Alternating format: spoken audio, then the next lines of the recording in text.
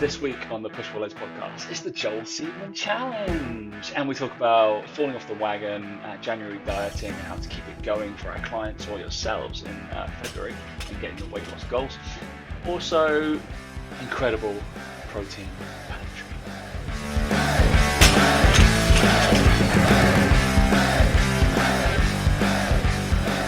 All right, let's do it in 3, 2, 1. Everybody, Seedman Challenge. Hey guys, welcome to the Push Pull Legs podcast with myself, Danny, and me, Joel Seedman. Oh, Tom Hall. Yeah. Do you know what? I really want to try it, Joel. I'm going to do it down the street and get Laura to film me. I just don't think I could actually do it.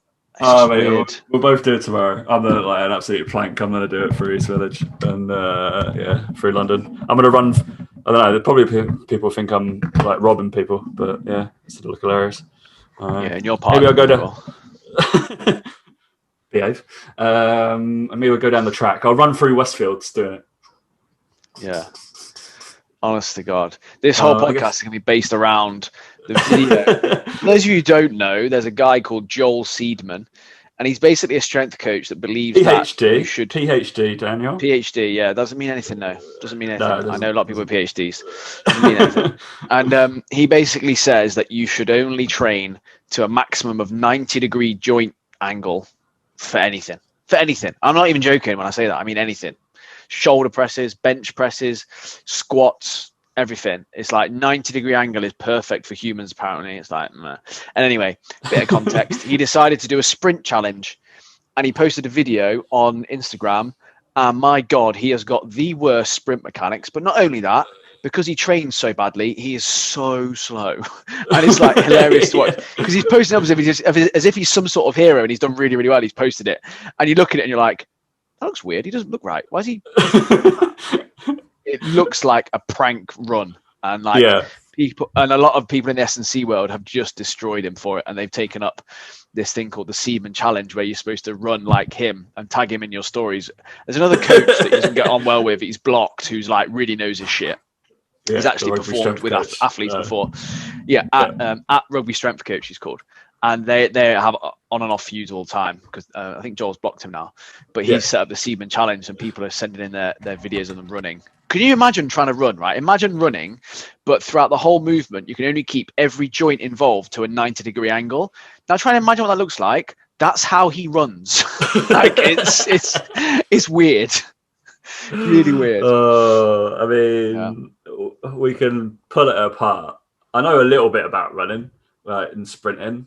Bit of my jam. I don't think you have to know much about running. You just have to, like you always say, Tom. It's that whole like the look test. Does it pass the look? Yeah, no, it doesn't pass the look test. He looks weird when he's doing it. So it just straight away, like it's just one of those. Right. If I'm looking at a video and I think I'm like, for example, you know those little thoracic rotation things I did the other week, and I was like, that one looked like shit. That one looked good. I'm like, don't like that one.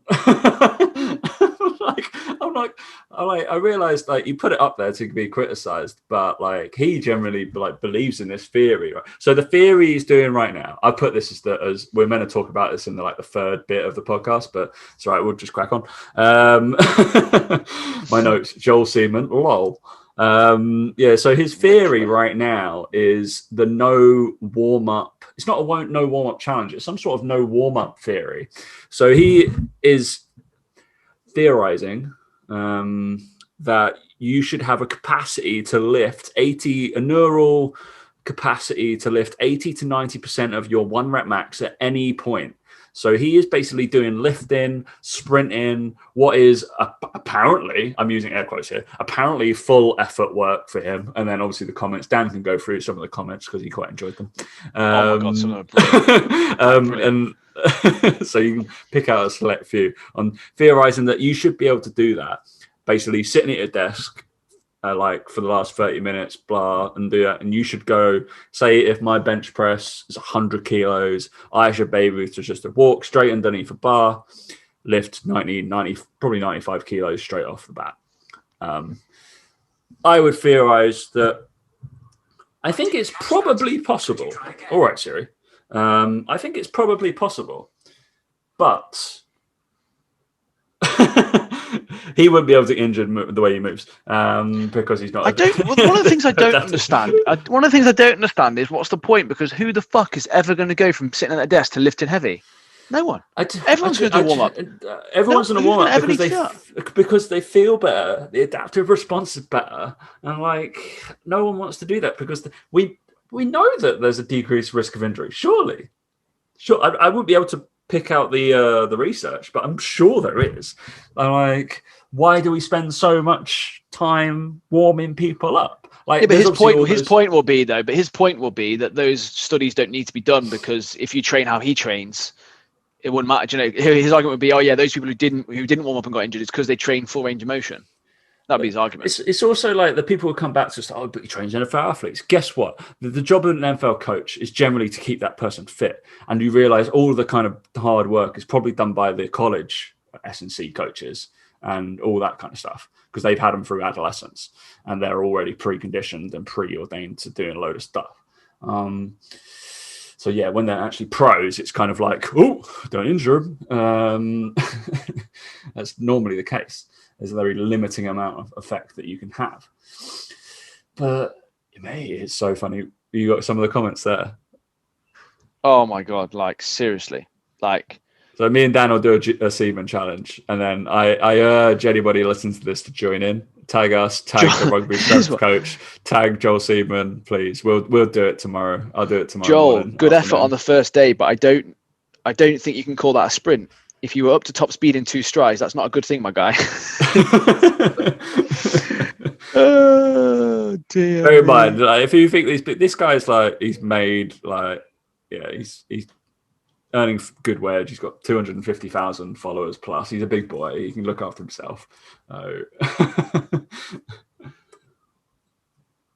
Honestly, absolutely insane.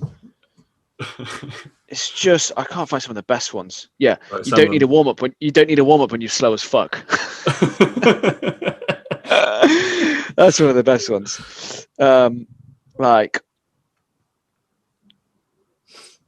Just unbelievable. I think one of the lads was like, he's like, school this guy. And I was like, no, the world needs shit speed coaches too. Like, just like the world need average Joes as well, boy. Joel, that looks terrible. That's it. Joel, yeah, as if he's just like hand on his shoulder. Oh my god. Oh, it's so funny. But again, this is what I'm saying. So basically, my view of this is right. There will always be people who will support this way of thinking because they have their confirmation bias. So confirmation bias is that because something aligns with your viewpoint, you agree with it. So for example, there's a comment here. This is exactly what he's preying on. Okay, I'm going to have to buy your book. I've injured myself badly 3 times over 20 years by doing too much without warming up first. I thought it was to do with chronic lifelong illnesses that creates inflammation and calcification. Maybe it does. I'm having another surgery in a couple of days and I'm dying to be active again. Maybe your info is what I need. I'm desperate. So this woman has been injured for 3 times in 20 years, which isn't that many times, by the way. But is that he can post this sort of stuff and be like, oh, I never got injured. And it's like, well, he's never going to say you got injured. But B, you won't get injured because you're training partial range of motion and doing hardly any work.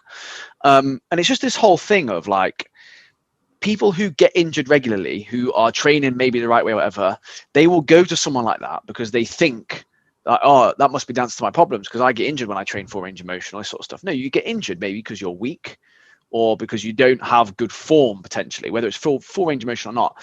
When you go to partial range of motion, you reduce the ability for your body to break down at any point because you're using half the range, right? And not only that, it doesn't carry over to then the sport because in a sport you play or whatever, you won't be able to control that. You'll just have to go into full range because you need it for the demands of your sport. This guy, as you can tell from his run, plays no sport and probably never will because he wouldn't be able to because he can't move properly. And it's just that whole... He does work with NFL athletes, of course he does. But what he doesn't understand is that he's training them in a partial range of motion. Then they're going away to their sport and training in a full range of motion. And maybe even training full range of motion movements with their team S&C stuff that they're doing. Yeah. And it's just baffling that he thinks that he's superior to everyone else, that he somehow knows this. And it's just unbelievable. He'll make his money, he'll make all his stuff from that. he talks about like the Matrix talks about taking red pills and blue pills, and he's like, yeah, you're just being like duped by everyone. Here's another one. On today's episode of Who Not to Listen To.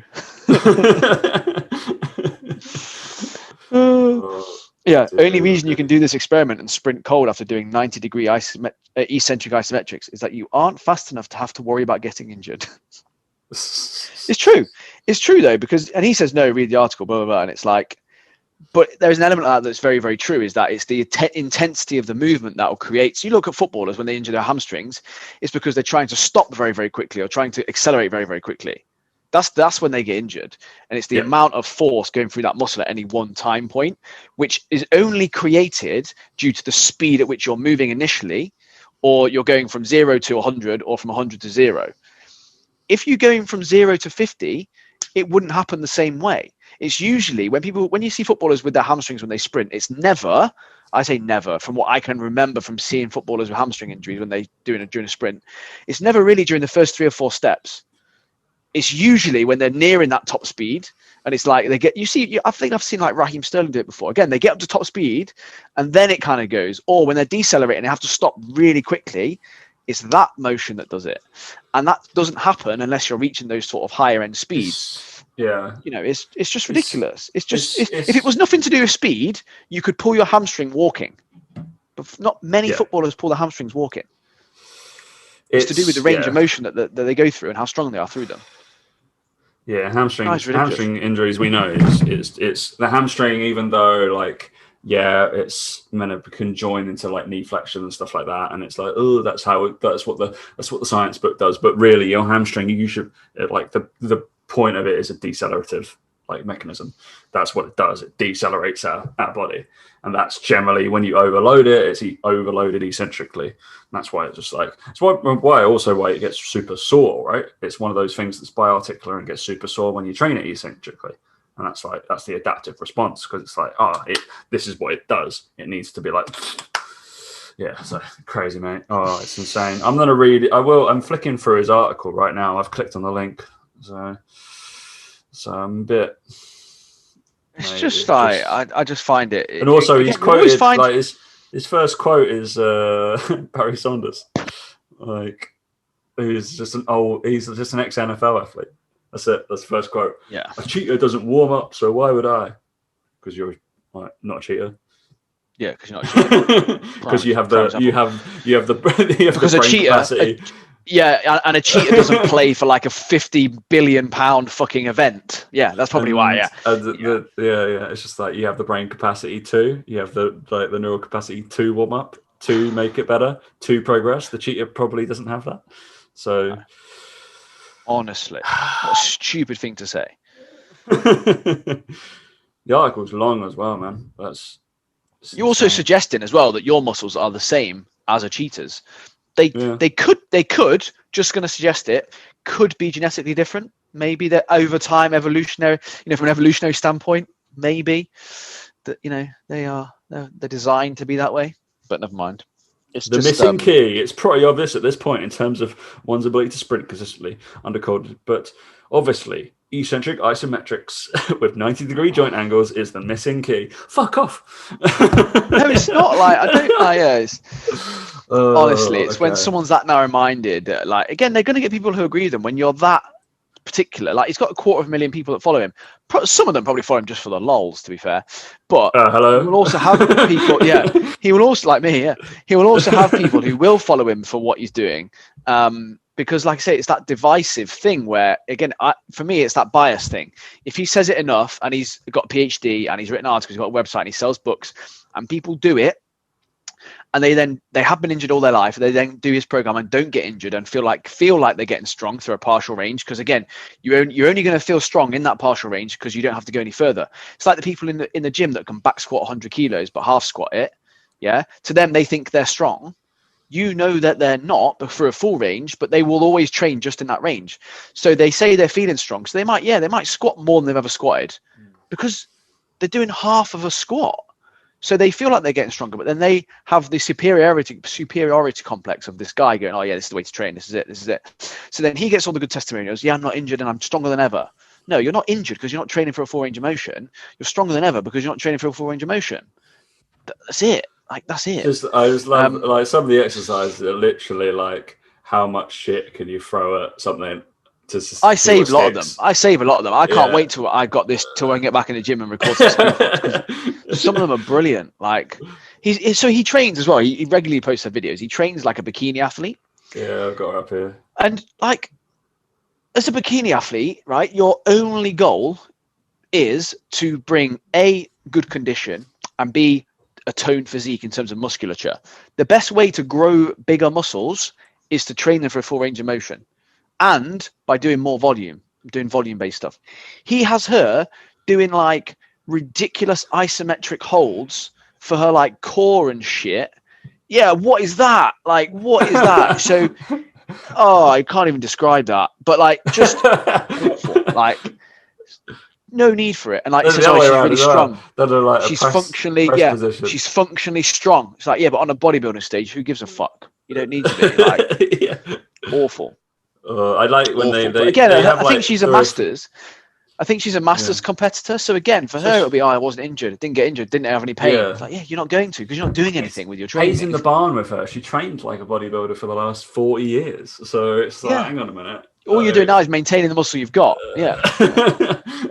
Which isometrics are okay with. Anyway, mate, well, we digress. Go give him a follow. Yeah, tell him we sent you. Give him a wave. He's a good lad.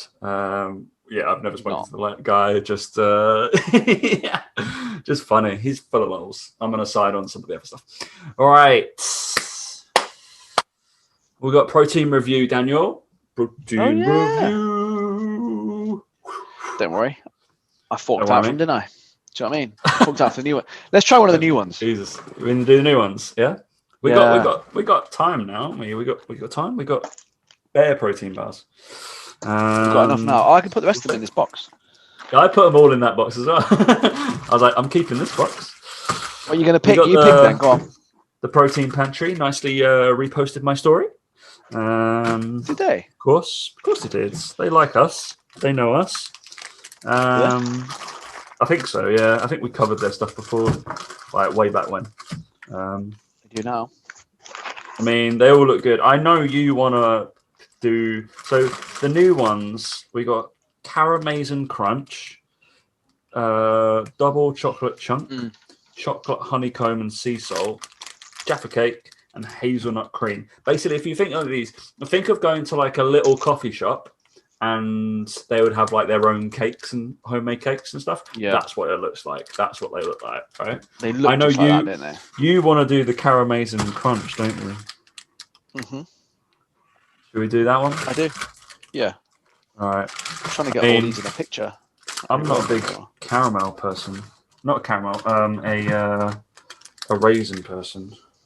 So, all right. This is from you choose. You choose. Oh, but then I get through them all, so it doesn't really matter, does it? All right. Caramazon Crunch. Caramazon Crunch. There it is. Boom. Lovely. Just for continuity, so I know where to cut. Lovely. Let's open this bad boy up. So have we got macros on here? Of course we have. So what's good about these? I think Protein Pantry obviously bespoke make them like as a bakery, don't they? Basically, which is cool. Yeah. You can order them on their website. Lovely job. So per bar, they're a bit more expensive than normal bars. They are correct, but it's also like but they are like isn't it? They are like batch made though. So yeah. So this one, Caramazon Crunch. We got whey protein, cocoa powder, blah blah blah blah. Per bar, let's talk through the macros. 250 calories, pretty standard. It's not really a bar. I find it's like a big chunk, brownie chunk thing. Fats 6.9 grams, carbs 14.8, fiber 19.2, and protein 22.7. That's a good amount of protein in a protein bar. That 22.7. It is. They're pretty good macros on them. To be fair, can't argue with that. Pretty good. 250 calories, 22. I reckon protein. If you put that down, like you said, Tom, with a coffee on a plate next to coffee, people wouldn't know it was a protein bar. Oof, that looks good, doesn't it? Smells incredible. Good, yeah. All right, I'm gonna tuck into mine. You can talk shop. You tuck into yours while I talk. Yeah. Yeah, they look like a tiffin bar. You know, if you're like in a coffee shop or something, you got that on a little plate next to it. Ooh. You would you would be very pleased with that, I think, as a little thing. Tom's happy. He's got his thumbs up. So I think that's good, is it? You don't like Caramazin, he said. Doesn't like Caramazin, apparently. But, you know, what we're saying, Tom? That is great. That is literally just like that. Yeah, you sit down, do yourself a favor, get some of these, any of them, and have a coffee. Your little 11sies, now you're at home, working from home. Have a little coffee, have a little cake. High amount of protein anyway, so it's absolutely treat yourself. That's great. So as you bite into it, so it's like a doughy kind of cakey kind of thing. It is incredibly sticky, and it's got soft caramel inside, like a gooey center. Smells good. Yeah, doesn't it? Smells good, man. So you got like a crunchiness and with a soft caramel inside. You can see, as if you get there deep enough, and you take a little raisin. I'm gonna have one more bite and then I'll put it down because I'll finish it after the show. Good podcast. You would not know it was a protein bar. You could give that to someone. You could give that to someone and they wouldn't know it was a protein bar. I'm not even joking. How have they done that? So good, isn't it? All right, so good. Seriously, how have they done that? How have they? They've created a protein bar that you wouldn't know is a protein bar. You wouldn't know it's a protein bar. But it's got 22 grams of protein in it and only 250 calories. And it tastes like a fucking brownie that you get from a coffee shop. Right? It's crispy. It's got caramel in it. Oh my God. Protein Pantry, you've outdone yourselves. That is incredible. That is incredible, isn't it? Absolutely incredible. Well done. I'm guessing I don't even care you can hear me chewing. You turned your mic off now, mate. Jesus. Because you're chewing all over it. That's right. I'm assuming he's putting that on his stories because you're looking down, not on your camera. But yeah, absolutely incredible. Well done. I guess we'll move on for that. I don't care you can hear me. I don't care you can hear me, but this is... The show is not going to get any better. Caramel in this. Oh my God. That is 11 out of 10. No doubt about it. Right? It's just the fact that, like, obviously you get like really good brownies and stuff like that, but it's just the fact that like the macros are on point as well. And you're like, hang on a minute, that's crazy. Actually, the raisin was good as well. Like, there's a little bit of chew in there. So I get this bit of caramel here. There we go. Oh my God, they picked that caramel. Unbelievable. Do you know what? I'm not even joking now. You know, if I ran a competition and I had 6 of them to give away, that is a worthwhile competition entering. They are just like, you know, if someone said to you, I've got this protein bar competition, you'd be like, oh, whatever, grenade protein bars. They are, I think we've overplayed it, but they are incredible. It's definitely incredible. The best one we've had so far. I mean, that's the first one. By the way, let's just go over did you go over the other flavors? I think so, yeah. I did at the top, didn't I? Yeah. I'm looking forward to trying the Jaffa cake. I'm not going to lie. Oh, mate. I'm excited to try them all now. Let's do a podcast every single day this week. So we can get through. I'm quite excited. I do like honeycomb. So that one, the chocolate honeycomb. If you have a friend or a partner or someone who's in their fitness, likes protein bars, right, and you don't know what to get them for their birthday, just saying, get them some of them. Yeah, do a bit of Protein Pantry. Right. I'll take sponsorship now, Protein Pantry. I will sell my soul for those protein bars. I'll get all sorts of discount codes everywhere. I'll do it. Yeah. Don't care. Decent, isn't they? We can get a signed up deal with them, can't we? Exactly. PTC approved. Mate, the Push Pull Legs podcast brought to you by the Protein Pantry. It's coming. I'm telling you now. It's coming. All right. I can't believe they've done it. Wow. Did you eat all yours? Wow. No, I'm saving that. Saving it, yeah. Saving that bad boy. Again, as much as that was incredible, I still don't like people like. I would hate to hear someone eating on my ears. I get it. I get that. It's fine. All right. Speaking like let's so branch off that kind of topic on terms of the food. As we have hit into February now. I just got to briefly say because obviously today, old Sir Captain Tom passed away.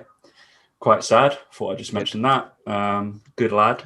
What he raised, like 40 million for during the first lockdown. He did more for the NHS than Boris Johnson's done. Let's put it that way. Correct. What a cracking lad. So hats off, sir. It's not hard. It's not hard. It's not. and I've done nothing. So Boris Johnson's made it worse. So technically, by doing nothing, you're doing all right.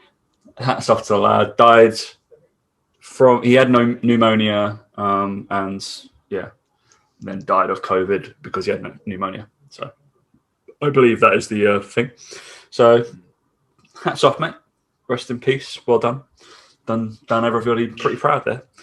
So shame he didn't get vaccinated, but pretty good innings. He was 100, so he'd done well. I think he was. I read the article. He was eligible for it, but because of the pneumonia, he couldn't get it. That was correct. It, wasn't it? So I think people were like, "Oh, people have missed a trick there," but yeah, you can't vaccine somebody who's also like that, like in a condition anyway. So yeah, that is So it's kind of not a waste of a vaccine, but it's like, oh no, we'd probably like kill him by giving him the vaccine. So yeah.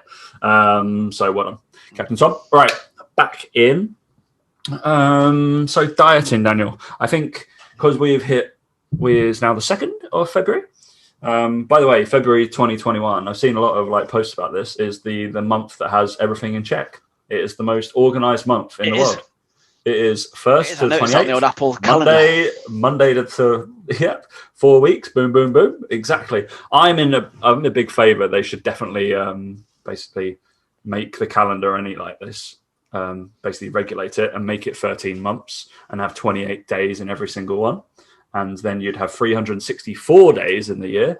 And then you just get an intermission day, which you're either free to do whatever you like at the end of the year. And it's kind of nobody knows what's happening between kind of Christmas and New Year's anyway. So that would be, I would like to regulate 13 months, 28 days in every single month. That works out perfectly. And then you would just have intermission. What do you think? That's a good idea. I think it's a great idea. 13 months. I think it is. I think, yeah, everybody would be save all the confusion, because then you could have the Christmas day at the same time every single day. It'd be that you know where you're at every single day. Wow, Jesus Christ! No, you don't mean the same day.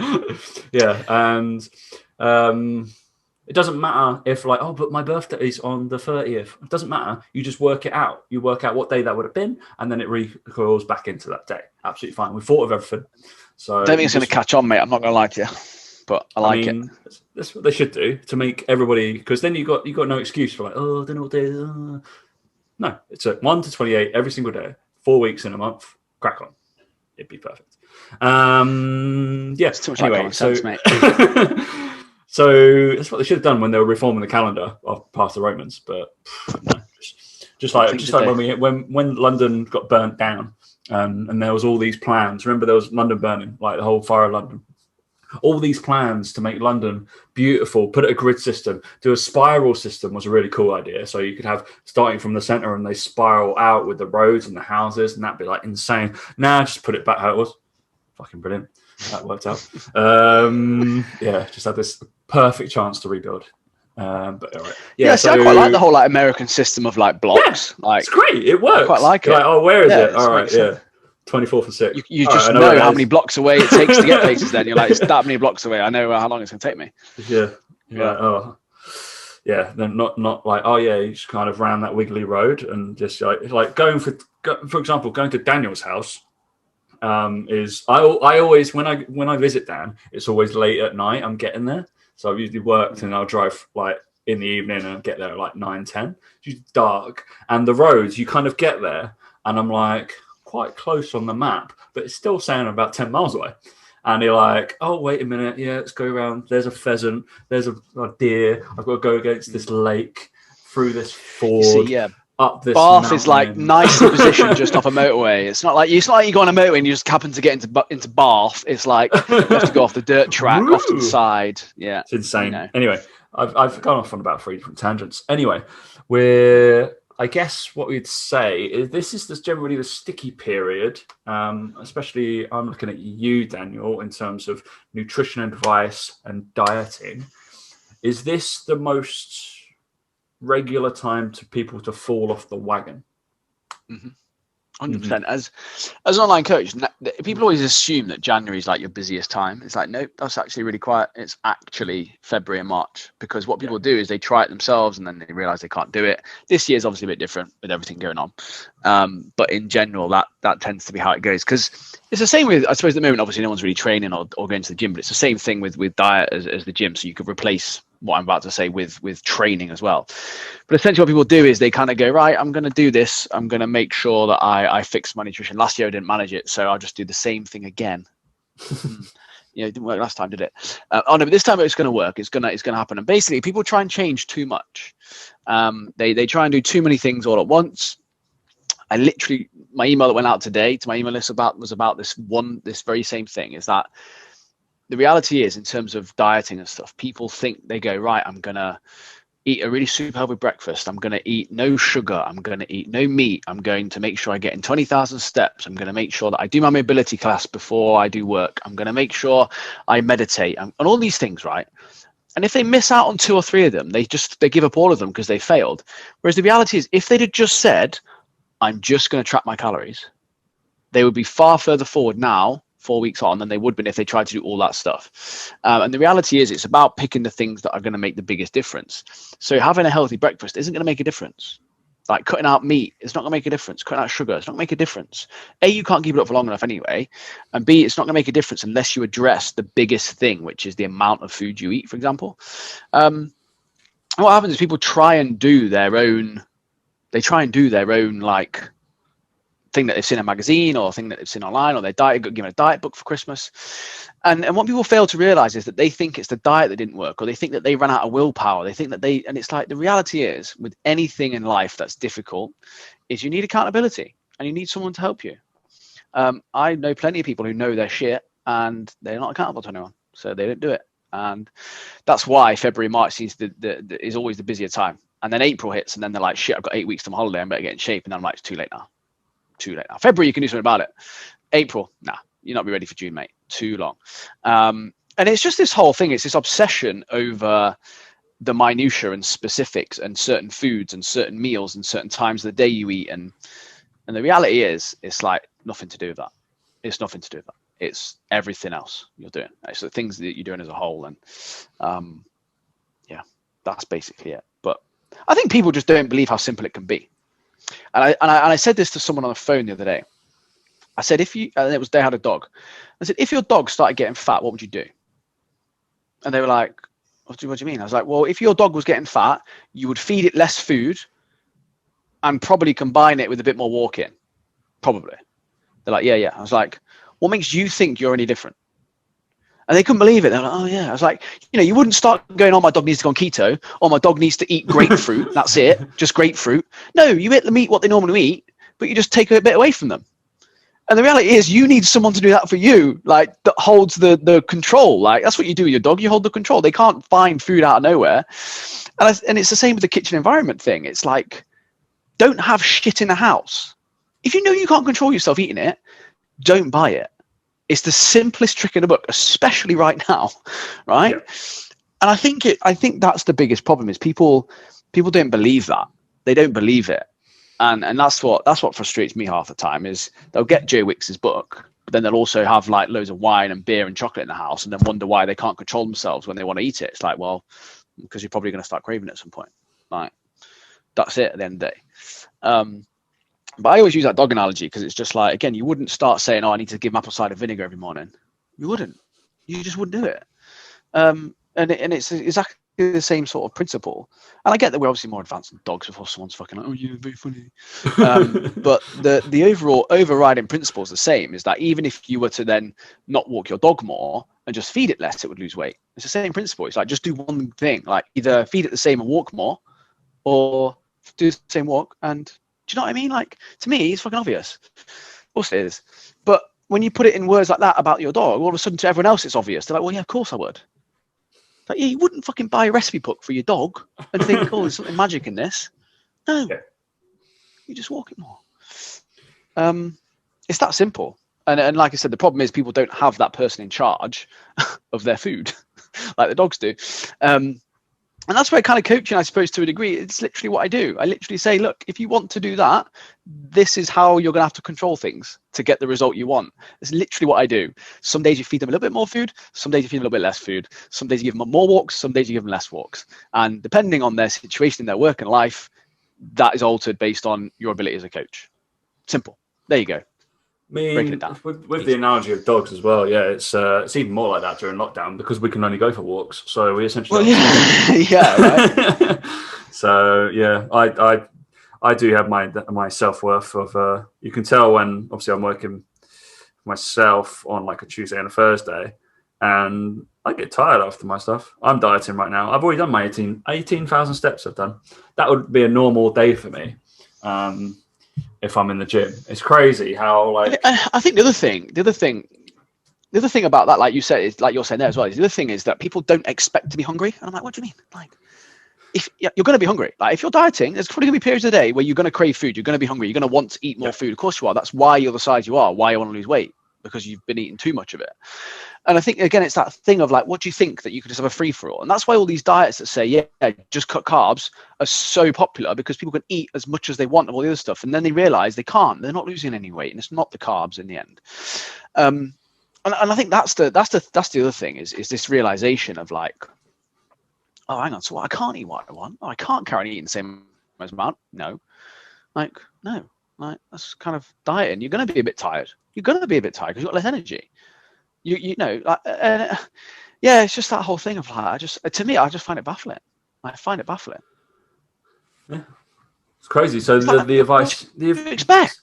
What do you expect? Like, what advice if somebody was listening to this and they fell off the wagon kind of last week, but they're like, no, I've got to get back on it.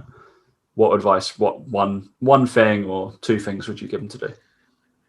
I would just say figure out why you fell off the wagon, or why you think you fell off the wagon, and rectify that issue. If you fell off the wagon because you feel like you had a takeaway, and that food that's more calories, or that food is banned, or it's junk food, and you weren't allowed it, well then tell yourself you are allowed it. Track the calories that are in it, and work out your calories and where you're supposed to be. That's it. If you've fallen off the wagon because consistently you can't hit the number of calories you're supposed to be on to lose weight, and you keep overeating, I hate the coaches that say like, oh, just grind harder, just work harder, because they're just fucking morons. But there does come a point where you kind of have to say, okay, I can't magically like remove any of this stuff. Like I can't magic anything away. Like if you can't stick to those calories because you're a little bit hungry and you couldn't hack it, I can't really help you with that. If you're already maxing out your meals and you're eating enough protein, enough veggies and all this sort of stuff, it's like there's going to be an element to it where you're a little bit hungry. And that's obviously the last route you'd take with someone, right? But is addressing the whole why you feel like you fell off the wagon. And most people feel like they've fallen off the wagon because they have something that wasn't on their diet plan, or is a banned food, or is a bad food. And there's no such thing as any of that. And once you have that realization, you realize you can just track the calories in it and get back on things the next day. Most people, when they fall off the wagon, they then have a couple of days where they fall off the wagon. Again, it's that whole thing of, oh, if you dropped your phone on the floor, you wouldn't just smash it on the floor. You wouldn't just drop it on the floor and then stamp on it. You pick it up straight away. Like what you're doing by that with your diet is you're effectively dropping your phone by mistake and then stamping on it twice to make sure it's fucking smashed. No, you pick it up straight away. Same with your diet. If you have one bad day, you just the next day go, okay, I'll crack on with it. Just from a perspective, and that's as a lot well, of the realizations that a lot of people have with coaching. Yeah. So from a perspective now, so those perspectives, I would say, so in the whole time, I started dieting January the 4th. Why that day? Because that was a Monday. Start any day. No, start on Monday, because that's the easiest working thing to do. Why do you have to start? Yeah, it doesn't matter. Like as when we were saying, like start the year. Yeah, start January. This year is shit. Fucking, it's great. If it works for you, in my head, you just heard my rant about fucking months and putting it all in order. Guess what? That works way better. And I was like, far more likely to have a good adherence if I've started that day, not be miserable on the Sunday. Like, so I'm going to go in that time. I think I've had 2 to 3 takeaways, and my weight has increased every single time I've had those takeaways. I have allowed for them, but then I've also had to guesstimate.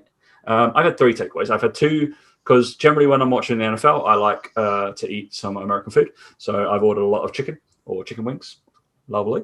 And then I had a curry last week as well. But my weight is still dropped, but it's allowing for those calories. So my clients know this. My adaptive responsive, like if mentally I know I'm going to order that day, and I'm already looking forward to it. I'm more like, yeah, I'm going to sit down, have a beer, have some chicken wings, and watch the football.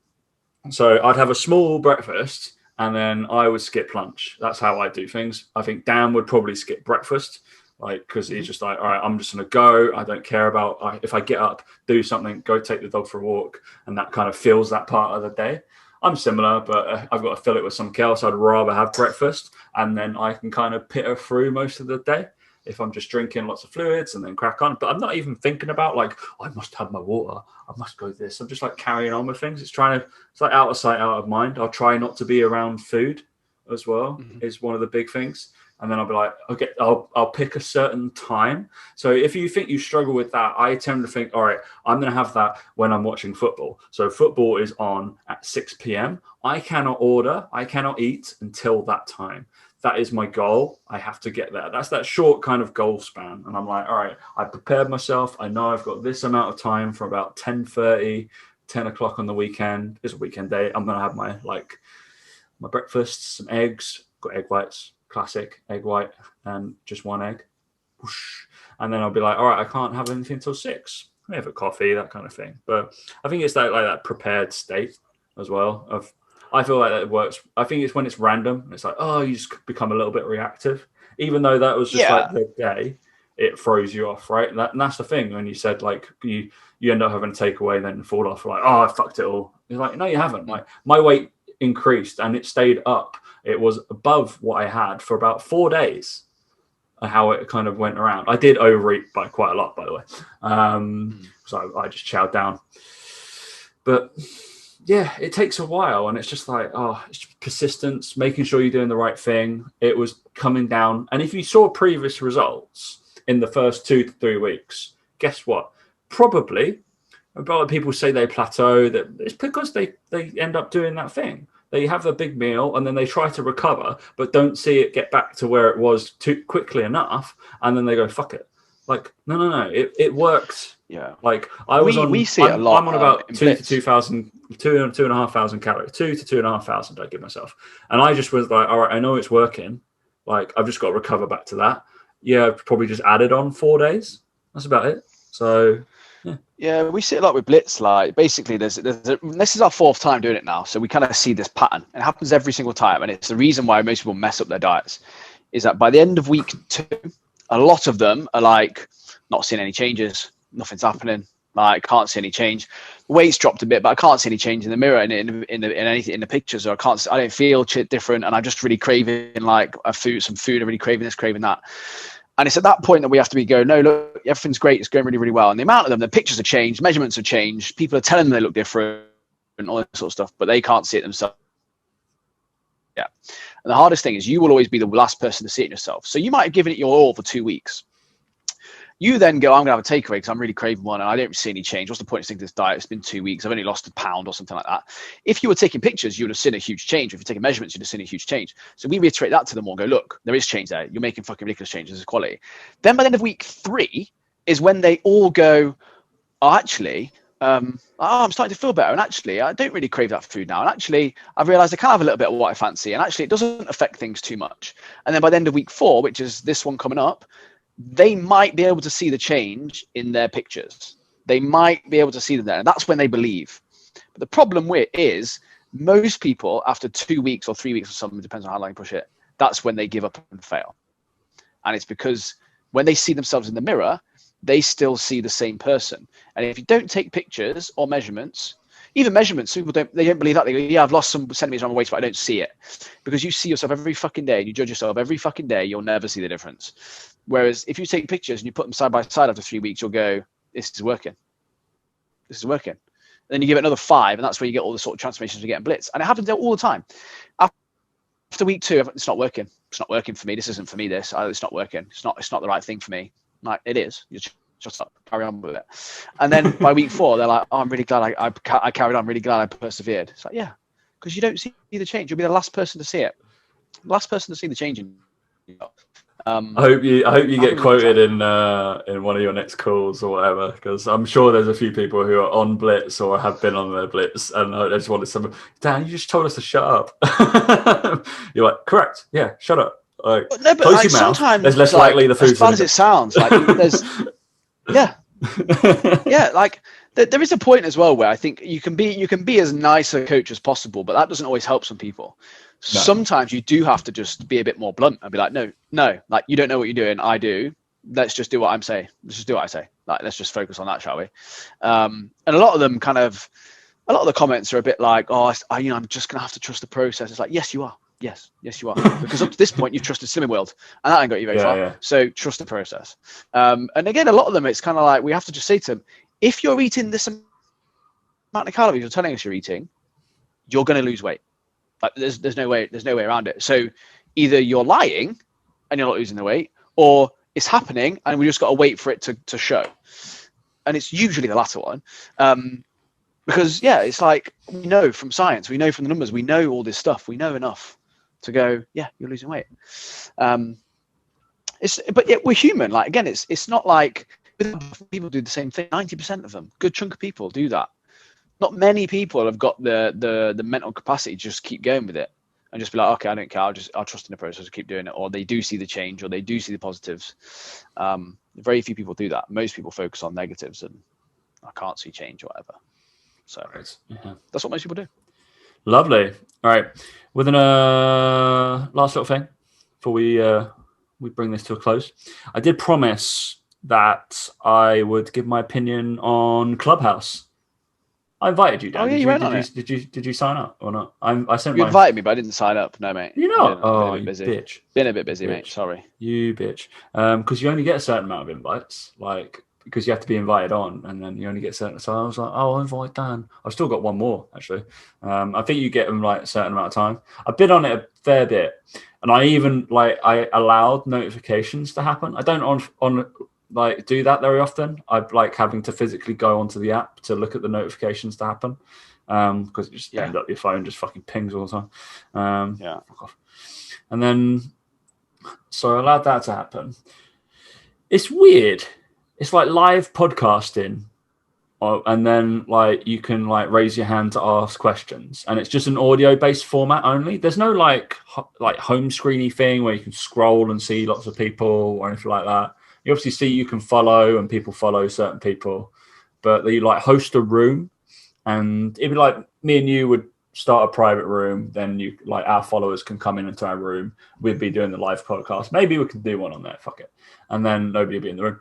And then they can ask questions if they want, but it's all like a panel kind of talks. It's just lots of talks.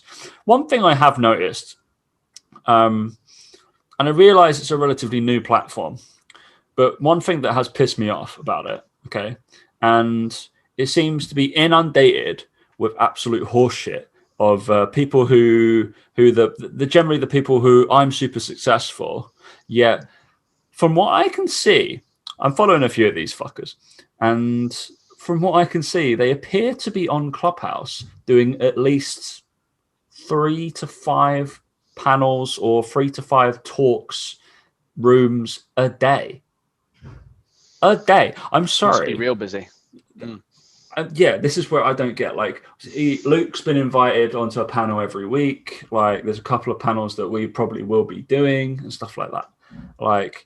We'll be invited because we know what we're talking about. But we're also successful, but we also can't go. Oh, we'll be on 5 of them a day to get I don't understand that. So if you see a theme of somebody who's on it far too much, they are not successful, and don't listen to them. I feel like there's going to be a lot of people. It's You're not talking about one person in particular, are you, Tom? Oh, the one person is a standout, Mrs. Ticking.